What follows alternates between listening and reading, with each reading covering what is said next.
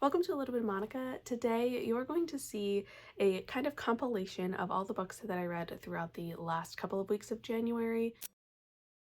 Starting in February, I will be doing a weekly vlog style, so you'll see things a little bit more quickly, but for now, these are going to span like about 2.5 weeks, I want to say. In this video, you will see a total of 4 books, and at least one of them is a 5-star read, so I'm really excited for you to be able to see my thoughts on some of these books. I think it'll be exciting also because a couple of them are really highly anticipated or just really popular books that I am so glad that I've been able to read recently. So with all that said, let's roll the clip. So this week I'm really excited to be doing a group buddy read. I typically buddy read with Michelle like all the time, but we started buddy reading a series back in December and we found out that a bunch of people wanted to read along with us. So we ended up making it kind of a group buddy read. And back in December, we read A Court of Thorns and Roses by Sarah J Maas, and everybody had such a good time with it. I ended up giving that book 4 stars, and we did have every intention of moving on to the next book, but we were waiting for Libby Holds to come in and the timing to be right. So finally the timing is right, and so this week I will be reading A Court of Mist and Fury, and I'm really intimidated by this book. First of all, it is so thick. I think it's like 600 pages or something like that, which I don't typically read books that are this long, so this is kind of intimidating to get to, but I'm also really excited because I did like the story in A Court of Thorns and Roses, and I liked the characters, or I liked learning about the characters, and I know it's not that I know spoilers about this book, but I do kind of know the trajectory that some of the characters are going to go on, and I'm really eager to see how that turns out because by the time we finish the first book, we are nowhere near where I know we're going to end up being, and so knowing kind of the outcome but not the path to get there is exciting but also scary. We typically read 100 pages a day, and I think we're going to keep up with that for this week. So I'll be reading 100 pages a day, and it'll be literally a full week of reading this book, but I think it'll be good to kind of pace myself, sit in it, and because this is a book series that has kind of like a cult following. I mean, people are obsessed with Sarah J Maas, love this series, love these books, and specifically this one, I have heard a lot of people say that this is their favorite one or this one stands out to them, and so I'm really excited to give this one a shot.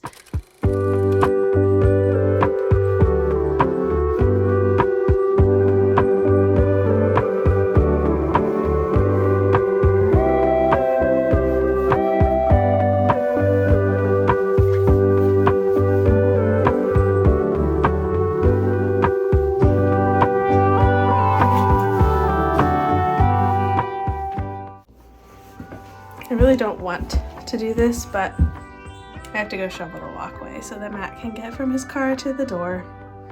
But it's cold out and it's still snowing. So here we go.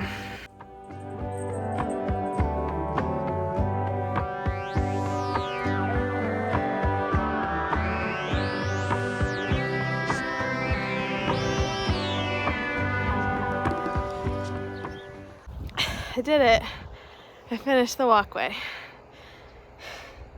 I'm out of breath. I am not fit for the snow removal life. There's a reason why my company has me at my desk. Because I'm out of breath and all I did was the walkway. Whew. I'm gonna go back inside now. I feel like I didn't do very much.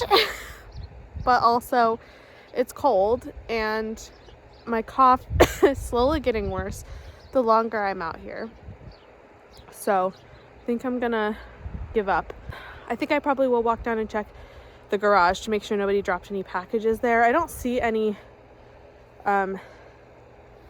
driving that would tell me that anybody came into the driveway to drop any packages off, but they do like to drop packages by the garage door, even though we don't really use the garage door. So I will probably walk down there and check for packages. So surprisingly, there actually are footprints up our driveway, which suggests that somebody did come here.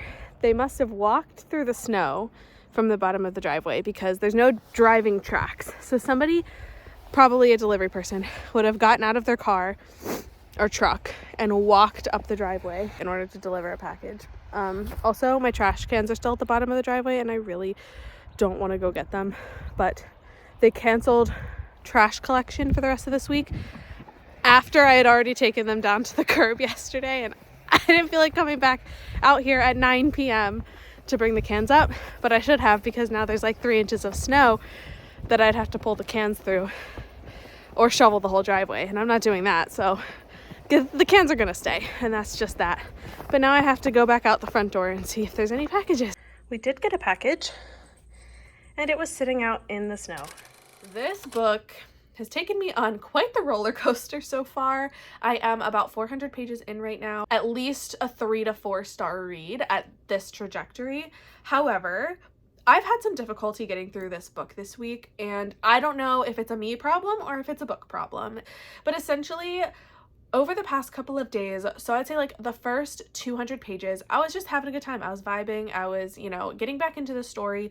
There were definitely some things that I did not remember from the first book, and that's really bizarre for me because I only read it like a month ago. I don't usually forget books that quickly, so it's kind of shocking that as I was going through this book, I was like, wait, did that happen? I don't remember that. Now, I did read this a month ago, and since then I had COVID, and I don't know if COVID makes you forget things. Like, I don't know if it has memory loss involved, but that's the only thing I can explain as to why I did not remember A Court of Thorns and Roses nearly as well as I feel like I should have. But for some reason with that book, things were in and out of my brain, and I have really run into some memory problems. And it wasn't too big of an issue with reading this book until I got to the 200 page mark. And so 200 to 300 pages was rough for me. Like, my mind felt kind of foggy sometimes, and I was just really tired. So I'm assuming that that has something to do with it overall, because in this buddy read, we have a group chat going and people providing their updates, what they're thinking of the book. And yesterday's reading section, the 200 to 300 pages, people were saying it was so exciting. They were loving what was happening. It was fast paced. It was, everything that they were wanting. And I was here I'm not getting it. I felt the memory loss and disconnection from the first book was so strong yesterday. I genuinely was I am not enjoying this right now. It was things that were making me question my own sanity. Did this really happen? Are we sure? Because I have no memory. Are you sure that this really happened in the first book? It was the same way with people. There's characters that have been introduced that I'm did we meet them before? Because I don't remember. I pushed through yesterday despite not remembering half of what they were talking about, but that's where I'm at kind of as of yesterday. Then I read the 300 to 400 pages today. So I'm sitting at the 2/3 mark. And after today's reading, I genuinely feel so much better. I think yesterday was a fluke.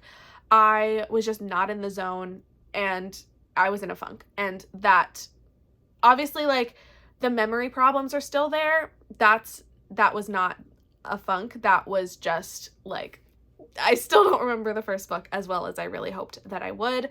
But after reading today, I feel so much better about the book. I'm genuinely having a really good time. And it's funny because in that group chat where everyone was saying, yesterday was so good, I love this section, it was so exciting, everybody went into the group chat today and was like, oh my gosh, this was a lot more boring than I thought it would be.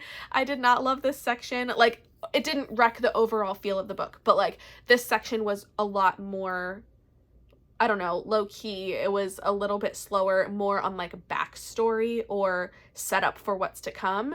And I had the complete opposite reaction. I went into the chat and I was like, guys, I hear you, but I had a good time with this, much better than yesterday, which it was not hard to beat because yesterday was rough.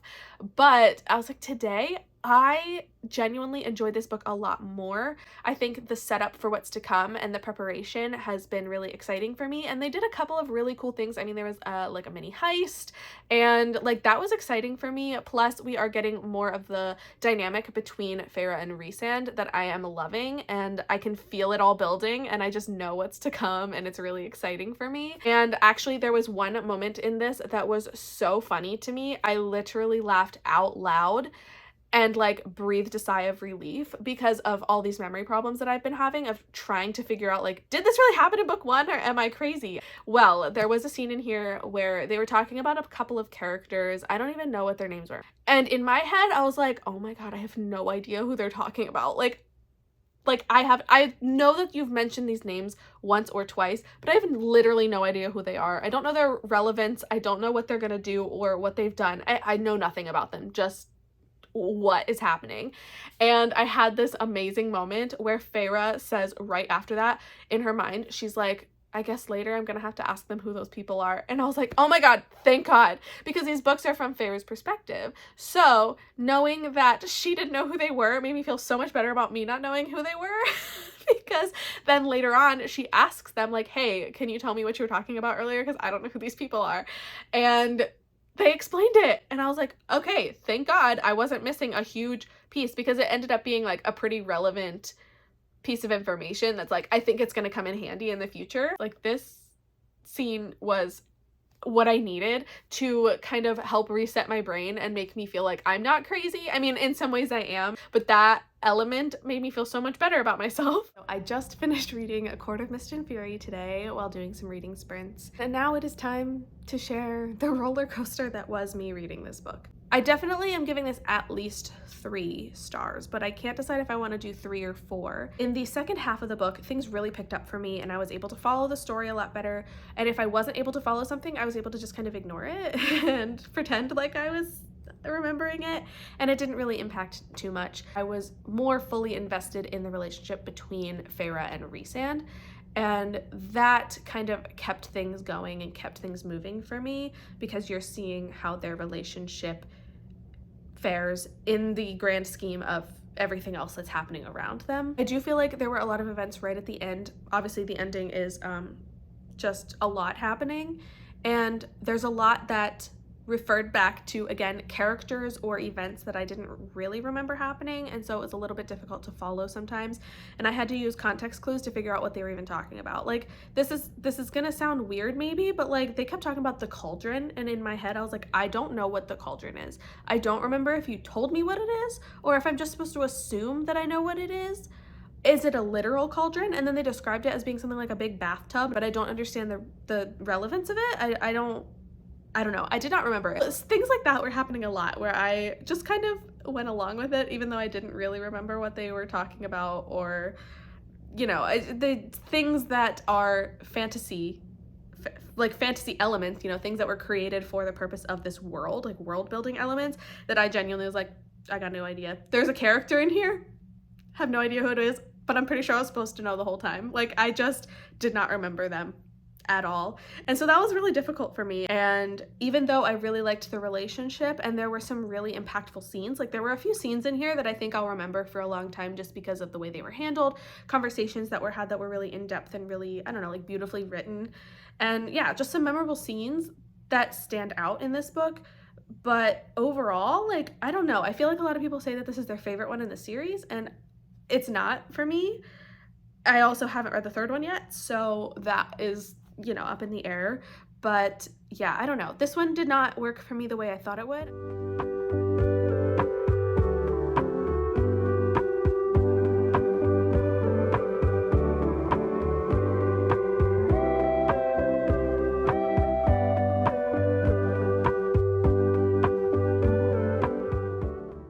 Okay, so it is now time to get into the 3rd book in the series, because we just finished book 2 last week and now we're getting ready to start A Court of Wings and Ruin. I'm a little bit nervous because I didn't love the 2nd book as much as I hoped I would. I gave ACOTAR 4 stars and I gave ACOMAF 3 stars, whereas I feel like the 2nd one was a lot of people's favorite. So that makes me a little bit nervous for what this one's gonna bring, but I am excited. It is so long. These books are so huge, but I am fascinated by the story. I really do like the characters, and I feel like the relationship dynamic in book 2 was so good, and I'm really excited to see where it's going to go with this one, because the way book 2 left off, I'm very eager to see what is going to happen in this book. So I'm going to go ahead and get started. I think we are doing like around 100 pages a day for this one as well. So we're going to work through this in probably about a full week, because I think this is probably 600 to 700 pages, but it's going to be a lot of fun. I'm just hoping that I like this one more than I did the last one, because otherwise it might be tough to get through it. But if I do like this one, I do plan to keep going and read the next 2 in the Court series. So it'll be A Court of Frost and Starlight and then A Quarter Silver Flames, I think. So hopefully this goes well so that I can plan to read the other two, and then I'm pretty sure we might also be doing just a Sarah J Maas marathon and probably reading Throne of Glass and Crescent City. I don't know how this is going to go. It's going to be a very long process because I don't know how much of this I can take all at once. But for now, we're just going to start with A Court of Wings and Ruin, and I will check in once I've made it a little bit further into the book.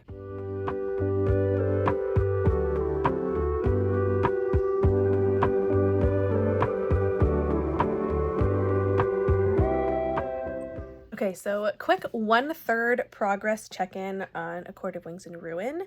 I am loving this book so much more than I was the last one, which makes me really happy because I really had a hard time getting through A Court of Mist and Fury, and I can't really put my finger on like what the problem was or what was causing my inability to remember details super well, because I know that was a part of the problem. But with this book, I don't know if maybe it's just because I made it through A Court of Mist and Fury, so I'm still remembering everything that happened there, and I literally started this like 2 days later. But I am having such a good time with this. I also think the plot is a lot more interesting to me. Where this story starts is exciting, and there is like this super spy type of vibe that is absolutely so fun for me. So I had a really, really good time, but then there's also some really heartwarming moments that have happened. I'm about 200 pages in right now, getting ready to launch into the next 100 pages for today's reading, but I did want to do a quick check-in because I'm really, really, really having a good time with this book, so much more than I was in the last one, which gives me great promise, because if this book ended with me feeling the same way that the last one did, I'm not sure that I would want to keep going with the next two, because I still have like the short one, the Frost and Starlight, and then Silver Flames, and like, I don't know. But now this one is off to a really good start, so it makes me feel really hopeful and excited to be able to hopefully like this one a lot more. I think I will like it a lot more as long as it keeps up with the excitement and the dynamic that all the characters have together. So I am really excited to keep going, and I will check in a little bit later. Let's go get my haircut. Ta-da! Here it is. I am so happy with it. I think I got like maybe 3 or 4 inches off, and it's a little shorter than I usually go. You know, she asks like, how does this look? And I said, maybe a little shorter. So I love this. I did get my bangs cut a little bit shorter just so they're closer to like chin and mouth length, but I love it, and I love that the way they curl hair to make it look so much better than if I did it myself. So I actually never told you guys that I was even reading this book, but I have to give an update because I just finished reading Near the Bone by Christina Henry today. And so first of all, I started this book at the beginning of January, and then I got sick and I lost all brain capacity to read, and so I ended up putting this down after like 30 or 40 pages, and I put it down for a couple of weeks because then I got distracted with other things that I wanted to read, and long story short, I picked it up again a couple of days ago, and I have not been able to put it down since. It picked up really quickly, and I was fully invested in the story, in the characters, in finding out what the heck was going on. The story follows a young woman named Maddie who lives with a man named William in a cabin on the mountain. They soon discover that there is a creature outside that is definitely threatening to them, but they don't know what it is. They kind of think it could be a bear, but also doesn't act like a typical bear or any typical animal that they even know of. So they are going out to look for it, see if they can hunt it, but they are soon going to discover that they are way in over their heads because this animal does not act like an animal. William believes it's a demon, and essentially they're going to try to hunt this thing and find out what's going on. Meanwhile, they are going to end up meeting 3 other people who end up on the mountain as well, and it seems that they are also possibly hunting this creature that Maddie and William are after. And once they all meet up, things go way downhill really, really fast. So something about this book is you learn very, very quickly that Maddie and William have a very creepy and complicated story. You learn very quickly that she is very uncomfortable with him, he is very abusive to her, and as the story continues, you unravel the story of them and how they came to be on this mountain. And it's a really hard story to read at times just because of the rocky dynamic. but also it's something that because you pick up on it and then you just keep building upon the things that you're learning and you're understanding where everything is coming from, and it's just so intriguing. And then whenever they meet these strangers, the dynamic changes once again because William has this aggressive and possessive view of Maddie, and he is so troubled that she is even talking to these other people, and that's going to cause so many more issues that Maddie is going to then eventually try to escape off of the mountain, and she is going to be pursued by not only this mysterious creature that's after them that is bigger than a bear, do some really weird things, but also she is running away from William, who recently purchased some new weapons to have at his disposal for hunting this creature. Now, this book has been out for a couple of years, but I still don't want to give it away for anyone who hasn't read this yet because this book is so good, and I feel like as I was reading, I was constantly just honestly shocked by some of the twists that it took. Not necessarily because I didn't see things coming, but it was more of like, oh, that really happened. Like these moments where I could see something coming, but I wasn't quite sure if it would go in that direction, if it would really, like, you know, that thing would really happen to that person, and it did. So those moments were really fun to get to, and it really just kept me so captivated in the story, and I didn't want to put it down. At one point, I was reading this for a couple of hours on sprints. The sprints ended, and I still wanted to keep going. I was, like, falling asleep reading it, but it was that kind of falling asleep where you are trying to force your eyes to stay open simply because you don't want to stop reading. And that is not something that I encounter super often. Usually if I'm falling asleep while reading, I'm just going to give up because I know it's no use. But with this book, I was falling asleep, but it was simply because I didn't want to give up for the night. I wanted to keep going. So then the next morning, this morning, I ended up finishing the last, I don't know, like 80 to 100 pages maybe, and I was so obsessed with the story. And I immediately finished it and then just like sat there trying to figure out like, what the heck did I just read? Because not only is the story so freaking good, but the ending is wild. It has a more ambiguous ending, which I don't usually like. I'm usually a little bit more against that kind of a vibe because I like to know what's happening. I like to know what is going on in the story. I like to know how it's going to end. And this story, it does leave it a little bit up to interpretation. Yes, you kind of understand how things wrap up, but there are still going to be questions, and I do still have questions about this book. However, I simply loved it. I thought it wrapped up really nicely. I appreciated the way we got to see the characters through the story, and I think what's really cool about this book is that by the ending, I genuinely did not know if the characters were going to make it out alive.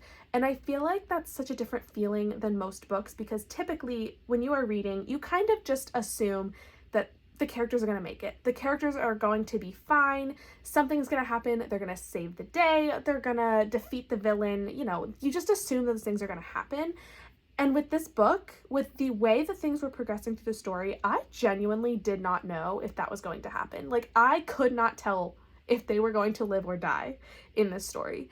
And I think that's one of the reasons that I loved it so much, because it was a little bit unpredictable in that way, and I could see Christina Henry keeping them alive or killing them off. And I won't tell you what happened, because if you haven't read this yet, you definitely need to. It's like a horror thriller vibe, but it's this isolated mountain survivalist type of story that was just giving me everything that I had wanted. And I am sad that I started this so much earlier in the month and then didn't finish it right away, because as soon as I picked it back up, I could not put it back down. So it was just such a weird reading experience, but I ended up loving this so much. I do want to give it 5 stars rounded up, but also, I do think that when I compare it to other books that I give 5 stars, I'm not quite sure it lives up to the like obsession type of feeling, but I think 4.5 stars is an absolutely perfect rating for this, but round it up to 5 because I'm going to be thinking about this for a while, and honestly, I think this is my first Christina Henry, and it makes me very excited to read more books from this author as well. So definitely a great book to pick up. If you haven't read it yet, I highly recommend it. So for my next book, I actually decided to stick to the same vibe as Near the Bone because I had so much fun reading that book that I decided to pick up a Neck Alley arc that I actually just received today, and it is The Final Scene by Steph Nelson. This book sounds like it's going to be very similar to Near the Bone. Like, I don't know exactly where the plot's going to go, but based on the description, I think the vibe is going to be very, very similar as far as like an isolated cabin setting. and I am just really intrigued. I think the story is going to follow a girl who is kidnapped and is held in a cabin. I don't know exactly what's going to be happening to her while she's there, but it sounds like there's going to be a second person arriving at the cabin, and things are going to change a lot after that. So I'm really excited to give this a shot, just because Near the Bone worked so well, and I know this is going to involve a lot of different things. I'm not sure there's going to be some mysterious creature in the woods, but I do think that the maybe like survivalist type of thriller vibe is going to be in here as well. And honestly, there are not very many reviews on this book online, but it comes out in February, like at the end, I think February 27th maybe. So there's not a whole lot of time before this book comes out, and I don't see very many reviews on it. So I'm excited to give it a shot, see what's going to happen with this book. I don't know how long it is. I don't think it's terribly long, but literally there's like barely any information on this. I tried looking it up on Goodreads and I didn't see a whole lot. So I'm gonna dive right in here, and I will let you know what I think as I go a little bit further through the book. Okay, so I just finished this book and I am stunned into silence. I have struggled so much with coming up with like actual coherent thoughts about this book. So the final scene is actually a very clever name for what's going to take place in this book. So the synopsis is very, very brief. All we really know is it is about kidnapping victims, abductions, and they are held in a cabin.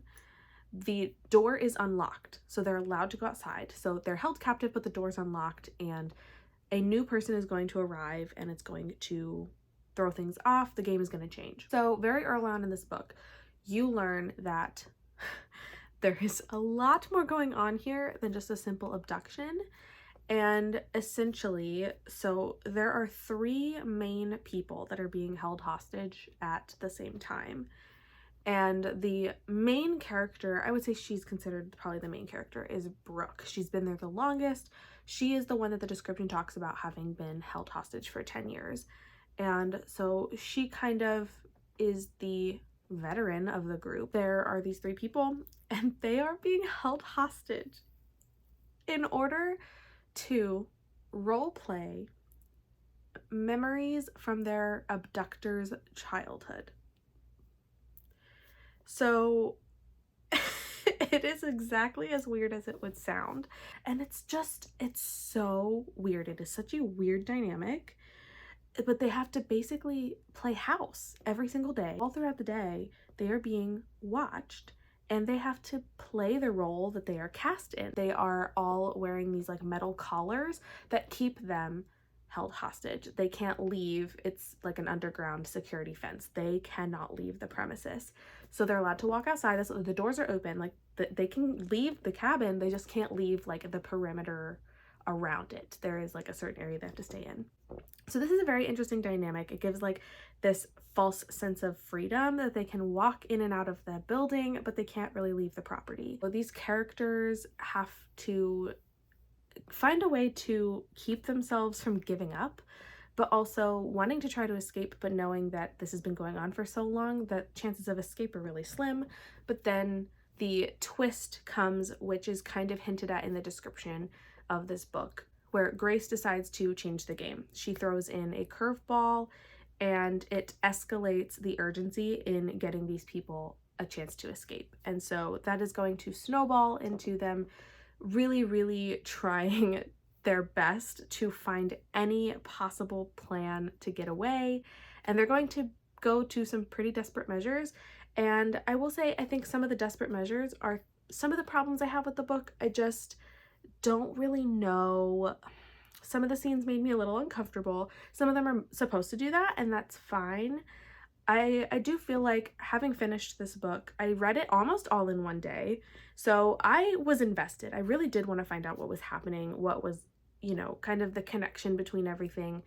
And at the end of this, I ended up giving it 3.5, rounded down to 3 stars, because while I do think this was a very unique approach to a kidnapping story, I feel like there was a lot trying to happen. I think that it was a little bit too dramatic sometimes. It was a bit unrealistic in how things were explained, it just doesn't feel like all of this could have been happening the way it says that it was. And also there's a romance that definitely didn't need to happen, and I'm a romance girly. I love a romance in like all of my stories, and I did not love this one. I was not rooting for it. I don't think it was necessary, and honestly, like, I think a romance should be supporting the plot. I think it should build on the story, and I really don't think it did that, for me at least. I did enjoy this book, and yeah, I think 3.5, like 3 to 3.5 stars does feel good for this. But you know, I think it was a debut, and it felt like that. It just felt like there were some pieces missing here and there, but overall it was a good story. I do think that it was very fairly described, and the description was very vague, but I also think that that's intentional so that you don't give away a lot of plot. However, I don't think that even what I mentioned here, I mean, you learn a lot about the reasoning behind them being held hostage. Like the role playing is explained in, I want to say, like chapter 2. Like it's not really a spoiler to me because you are learning that right away, and the characters have to know that right away because it is literally what they do every single day in the cabin. But so the description is a little bit vague in that, and I think it could have given a little bit more, because just going on the description, I'm not sure I would have picked up this book if it was released and out. Like, I don't think I would have purchased this book for myself if I was just going on the description.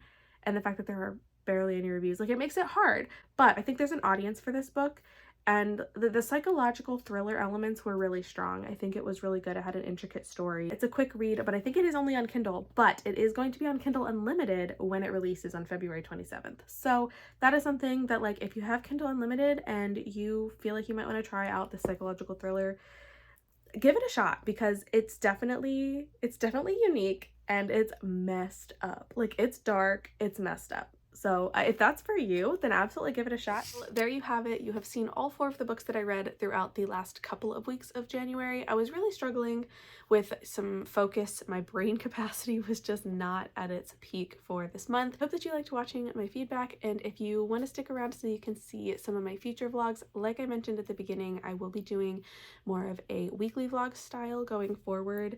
This was just kind of a catch up because of being sick and not really being able to do weekly vlogs for January, but I do plan to do that going forward. So if you want to stick around, you want to catch those weekly vlogs, make sure to hit the subscribe button so that you don't miss out on any of that. And now I want to thank you so much for watching this, and I hope that I will see you in the next one. Bye!